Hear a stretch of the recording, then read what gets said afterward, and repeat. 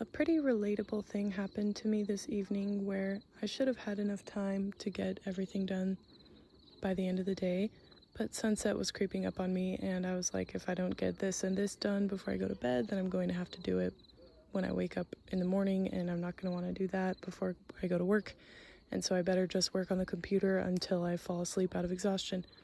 And then I thought, man, if that means that we need to be indoors on our computers just slogging through tasks until we fall asleep out of exhaustion, then where does the whole barefoot lifestyle thing actually fit in the day-to-day?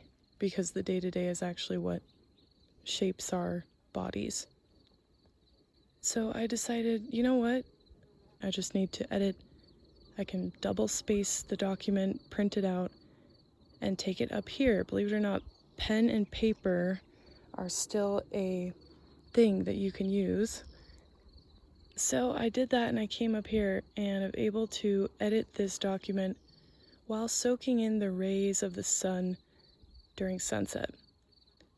This is a phenomenon that Katie Bowman calls stacking your life, and it's where one activity elegantly fulfills multiple needs that you have. So in this example, I was able to do my evening routine of going outside while still working on something so that I don't have too much for me to do in the morning. And also, it's good for your hips and your back to take a little walk, even if you only have 15 minutes.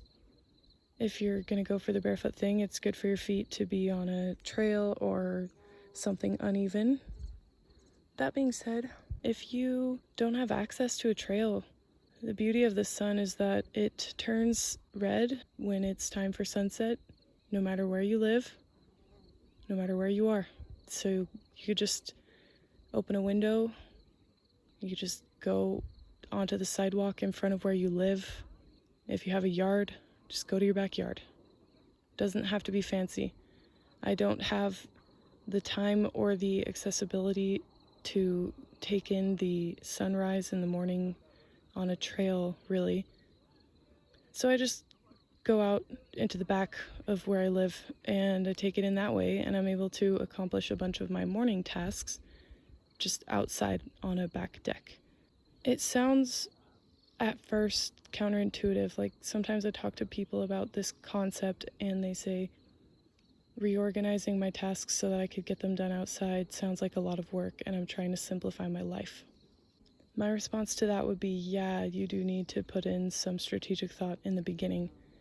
But then once you're able to figure out what can and can't be done outdoors, then you can strategically batch your tasks so that when you have a spare moment, when you don't have to be indoors for a meeting or for whatever reason, or for the job that you have or whatever, you can take some of your to-do items outside. And then you're managing your stress better, because some of the reason why you're so stressed, it might not be that you're trying to do so many things. It might be that your body's really sick of living in a little box and you just need to spend some time outside. This looks a little different depending on what the task is. Not everything can be moved outside. When I was writing my master's thesis, I would collect articles and chapters that I thought, okay, I need to be generally familiar with this research in order to write my thesis, but I just need to I need to kind of take in the general concept of what this is all about before I can dive into the details. I need the big picture. So I would download all these PDFs into the same Google Drive folder, and then I would upload all those PDFs onto an app on my phone called Speechify. Then when I had some time, I'd be able to go outside on a walk, maybe on streets or maybe on a trail, and I'd be able to take in that research while relaxing my body, taking a walk, getting some sunlight, and also relaxing my eyes. People don't think about how when they take a break from their computer screen by looking at their phone, they're not resting their eyes. You're not helping your eyes to release from all that monotony of staring at a screen that's the same distance away from your eyes all day long and the same lighting indoors all day long. Getting outside really prevents eye strain.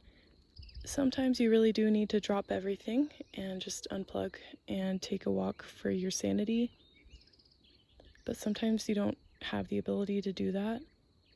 And when you feel like there are too many things stacking up for you to do, then unplugging from everything and going and trying to just relax and do nothing can actually make your stress even worse because you're thinking about all the things that you're not accomplishing.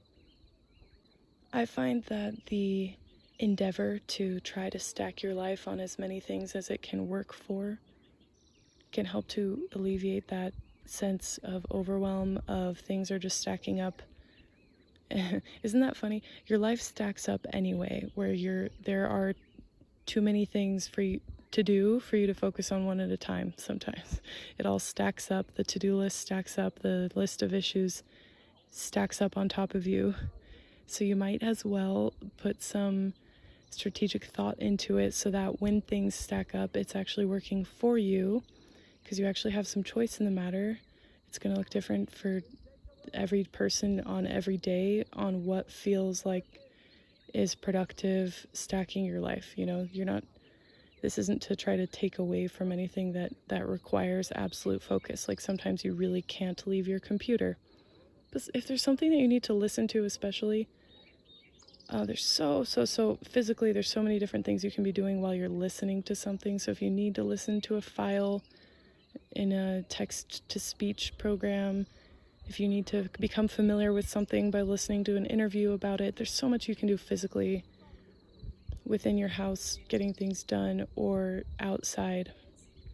Stacking your life, you are able to relax your body, you're able to get physical things that you need, like the sunset or the sunrise, which is a really safe way to get the sun exposure that so many people are deficient in. It's really good for your eye health. It makes you more tolerant to blue light when you get the infrared of the sunrise and the sunset. And to me, watching the sunset and taking in the natural infrared light, it's like a sleeping pill for me. I used to struggle with really bad insomnia. I've tried a lot of things, supplements and lifestyle things. Trust me, watching the sunset on a consistent basis, meaning every day, it's like a sleep elixir, and it is the most powerful sleep supplement I've ever encountered.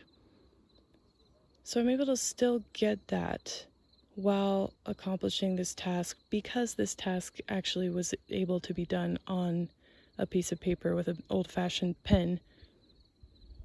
And last of all, a quick plug for barefoot hiking. If you are trying to take in more information than feels digestible when you're just sitting at your computer, or if you've been tasked with understanding something that's going to stretch your mind, if you're able to find materials that you can listen to and you're able to go outside and listen to some of those while you're walking around, I'll put some information in the description to this video about how there is research indicating that barefoot walking, running, hiking has cognitive benefits.